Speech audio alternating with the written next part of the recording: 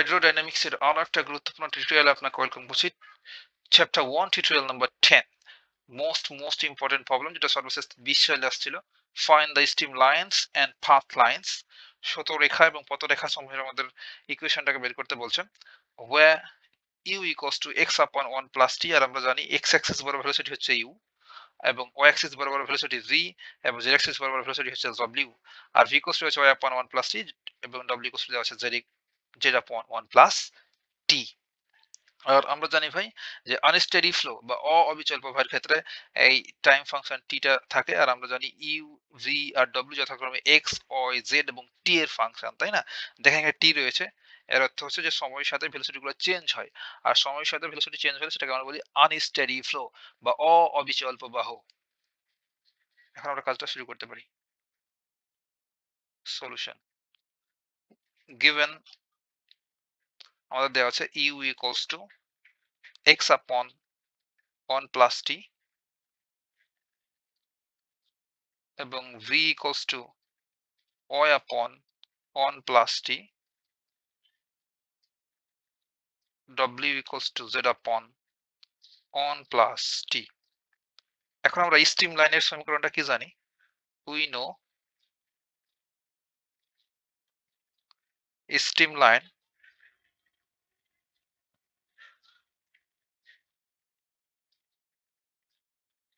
বা লিখতে পারেন আপনি ইকুয়েশন অফ স্ট্রিম লাইন, কিংবা আমরা জানি শতরেখার সমীকরণ dx upon u equals to dy upon v equals to dz upon w।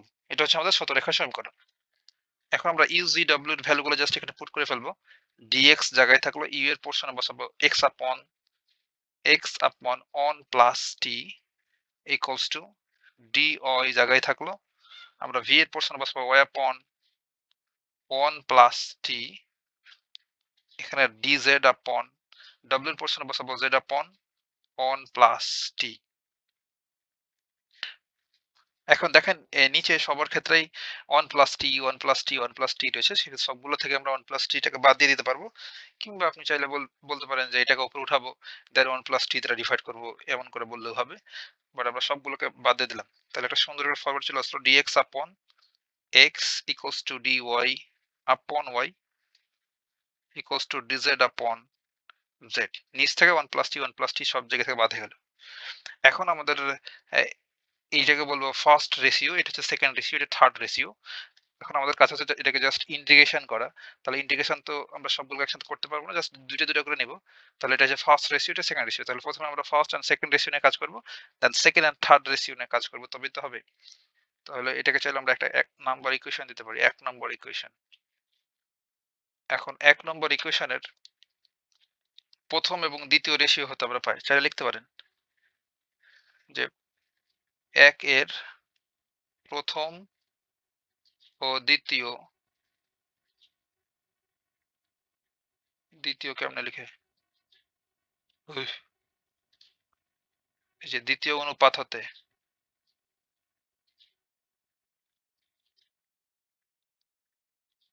তাহলে ফার্স্ট আমাদের রেশিওটা ছিল dx upon x, সেকেন্ড রেশিওটা যে dy upon y। তাহলে এই দুটাকে নিলাম ফার্স্ট, এখন আমরা ইন্টিগ্রেশন করব। দেখেন ডেরিভেটিভ করা থাকলে আমাদের ক্যালকুলেশন করা একটাই হচ্ছে ইন্টিগ্রেশন করা, তাই না? তাহলে যদি ইন্টিগ্রেশন করি তাহলে 1 upon x dx, সুন্দর করলাম, এটা হচ্ছে 1 upon y dy।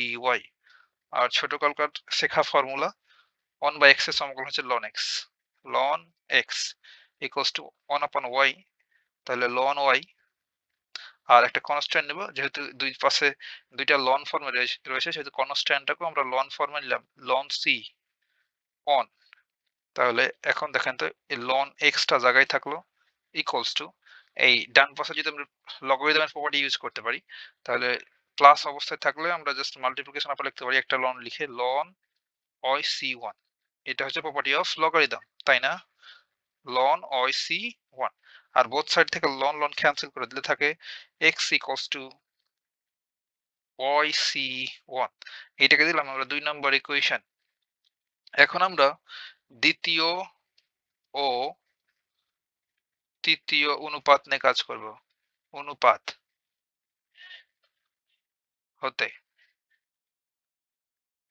আমরা সেকেন্ড রেশিওটা হচ্ছে dy আপন y, আর থার্ড রেশিওটা হচ্ছে dz আপন z। একইভাবে ইন্টিগ্রেশন করব। Integration of 1 upon y dy equals to integration of 1 upon z dz। 1 by x এর সমকলন হচ্ছে ln x বা ln y equals to 1 by z এর সমকলন হচ্ছে ln z। কনস্ট্যান্টটাকে ln ফর্মে নিলাম। এখানে যেহেতু c বলছি c1, সেহেতু এখানে বলছি c2। আর একইভাবে এখানে আমরা প্রপার্টি অফ লগারিদম ইউজ করব। বাকি ক্যালকুলেশন এখান থেকে equals to সরি বাম পাশে ln y জায়গায় থাকলো, ডান পাশটাতে property of logarithm ln plus থাকলো, আমরা মাল্টিপ্লিকেশন আকারে লিখতে পারি z into c2। Both side থেকে ln cancel, y equals to z c2। এটাকে বললাম 3 নম্বর ইকুয়েশন। এখন একটু লক্ষ্য করেন তো ভাই, যে এখানে দেখেন তো x equals to y c1, c1 তো কনস্ট্যান্ট, তাহলে x আর y আছে, তাহলে x y যুক্ত একটা প্লেন না, তাহলে সারফেস আমি চিন্তা করতে পারি। ধরেন এই যে এটা হচ্ছে একটা 3D অ্যাক্সিস ড্র করতে হবে ফার্স্ট। দেখেন ধর এটা হচ্ছে আমাদের x অ্যাক্সিস, এটা y, এটা হচ্ছে z অ্যাক্সিস। এখন এই তলটাকে আমরা কি বলি? এখানে যে তল, এই তলটাকে বলি না y z, y x তল। এটা হচ্ছে y x তল কিংবা x y তল বলতে পারেন। এটুকু হচ্ছে আমাদের x y তল বা x y প্লেন বা সারফেস যা বলবেন, x y সারফেস। আর এটাকে বলি আমরা z x সারফেস এটা, আর এটা হচ্ছে আমাদের y z সারফেস। তো দেখেন তো এই ইকুয়েশনে কি কি আছে? x আর y আছে, তাহলে এটা এই সারফেসটাকে মিন করছে। আর এই নিচের 3 নম্বর ইকুয়েশনটাতে y এবং z আছে, সেহেতু এটা এই সারফেসটাকে রিপ্রেজেন্ট করছে। এখন এই দুইটা সারফেস যেখানে ইন্টারসেক্ট করছে, দেখেন এই যে এই দুটো সারফেস যেখানে ইন্টারসেক্ট করছে এখানে বা ছেদ করছে, এটাই মূলত স্ট্রিম লাইন যে সমীকরণ সেটাকে নির্দেশ করে। এই কথাটা এখন আমাদের লিখতে হবে, যে আমরা এখন লিখে দেবো এখানে যে নির্ণয় শতরেখা, নির্ণয় স্রোতরেখা বা স্ট্রিম লাইন 2 নম্বর ইকুয়েশন ও 3 নম্বর ইকুয়েশন এর বা সমীকরণের ছেদ হতে বা ইন্টারসেকশন হতে পাওয়া যাবে। বুঝতে পারলাম? আর আপনি আরো একটু যদি ফিল নিতে চান, তাহলে এই ফিগারটা লক্ষ্য করতে হবে। এই যে রেড কালারের যে লাইনটা দেওয়া আছে, এটা হচ্ছে আমাদের স্ট্রিম লাইন। এটা হচ্ছে স্ট্রিম লাইন, SL লিখলাম, স্ট্রিম লাইন। আর এইটা হচ্ছে একটা সারফেস। ধরেন এটা হচ্ছে আমাদের 1 নম্বর ইকুয়েশনে যুক্ত সারফেসটা, x equals to y c1। আর এই সারফেস, আর এই গ্রিন কালারের সারফেসটাকে বললাম আমাদের এইটা y equals to z c2। তাহলে এই দুটো ইন্টারসেক্ট করছে, দেন এই রেড কালারটা লাইন পেয়েছি, এই লাইনটাই মূলত হচ্ছে আমাদের স্ট্রিম লাইন। বুঝতে পারলাম? আমাদের স্ট্রিম লাইন বের করা শেষ, এখন আমরা বের করবো পাথ লাইন বা পথ রেখা। তাহলে আবার আমরা বলবো এগেইন, আর আবার আমরা জানি, we know, again we know, আমরা জানি পথরেখার সমীকরণ। পথরেখার সমীকরণ, পথরেখার সমীকরণটা কি ছিল?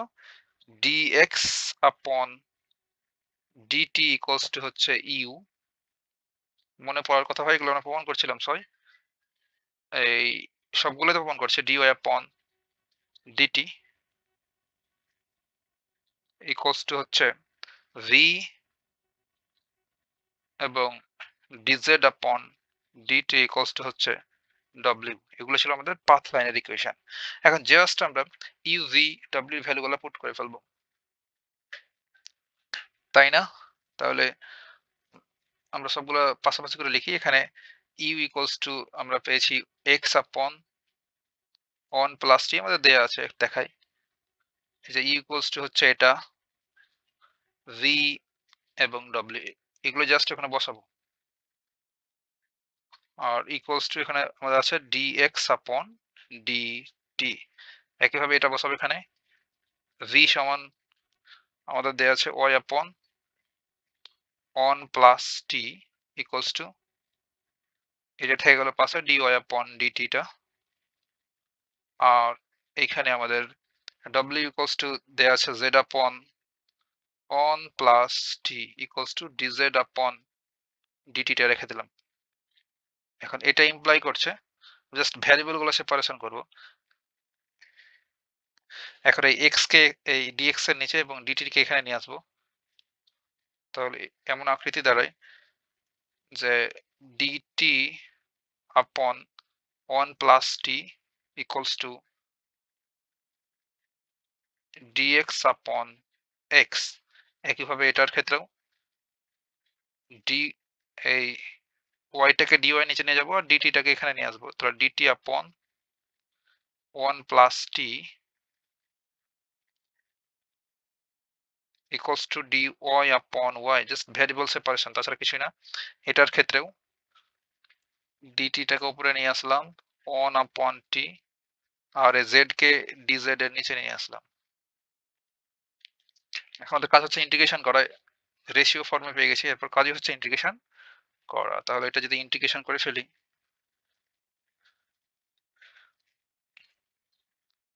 ইন্টিগ্রেশন করছি ভাই বোথ সাইডে, কিংবা দেখাতে পারি আপনাকে দেখা কেমন ইন্টিগ্রেশন করছি। 1 upon x dx equals to integration, দেখেন 1 আপন 1 প্লাস টি ডিটি।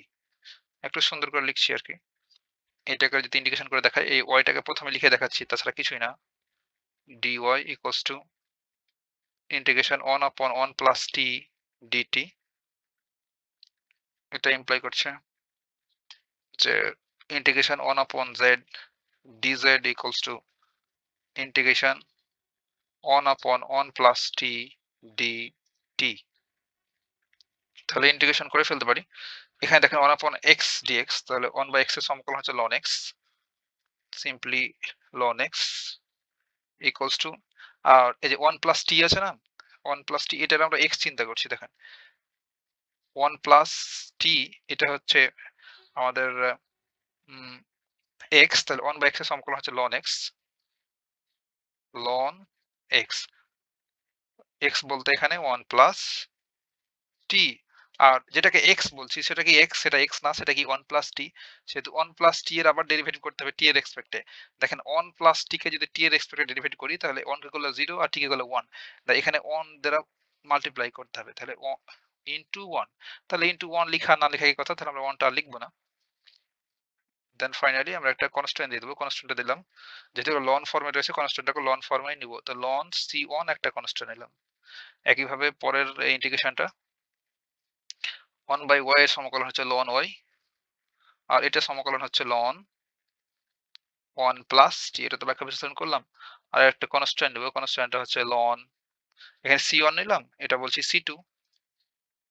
একইভাবে এটার ক্ষেত্রেও ln z সমকলন, আর এটার সমকলন হচ্ছে ln 1 প্লাস টি, একটা কনস্ট্যান্ট নেব, ইন্টিগ্রেটিং কনস্ট্যান্ট ln c, এখানে c2 বললাম, এখানে c3। তাহলে তিনটা ইকুয়েশন আমরা একসাথে পাচ্ছি আর কি। তাহলে এখানে আমরা just property of logarithm use করব, ln x equals to ln 1 plus t into c1। এবার বোথ সাইড থেকে আমরা লন লন ক্যান্সেল করে দেবো, তাহলে x equals to পাবো 1 plus c into sorry 1 plus t 1 plus t into c1। এটা হচ্ছে আমাদের একটা পাথ লাইনের ইকুয়েশন। আমরা তিনটা পাথ লাইনের সমীকরণ পাবো। আর একইভাবে এখানে লন লন প্রপার্টিটা ইউজ করব। সরি, এসব ক্যালকুলেশন আপনারা পারেন। লন y আর ডান পাশটা থাকবে ln 1 plus t into c2। Ln ln cancel করে দিলে এখানে আমরা y ইকুয়ালস টু পাবো 1 plus t into c2। একইভাবে এখানে একই কাজ, লন জেড থাকলো, ডান পাশটাতে প্রপার্টি অফ লগারিদম ইউজ করবো, তাহলে লন যোগ অবস্থায় তাহলে গুণ অবস্থায় লিখতে পারি 1 প্লাস টি ইন্টু C3।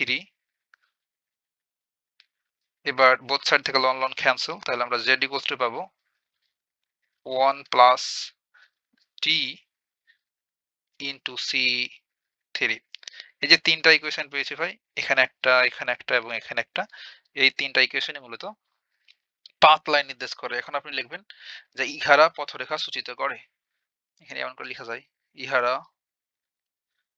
পথরেখা और পাথ লাইন সূচিত করে বা নির্দেশ করে, সূচিত করে ওর নির্দেশ করে। এরপর এখানে এতই কথা হবে নেক্সট টিউটোরিয়ালে।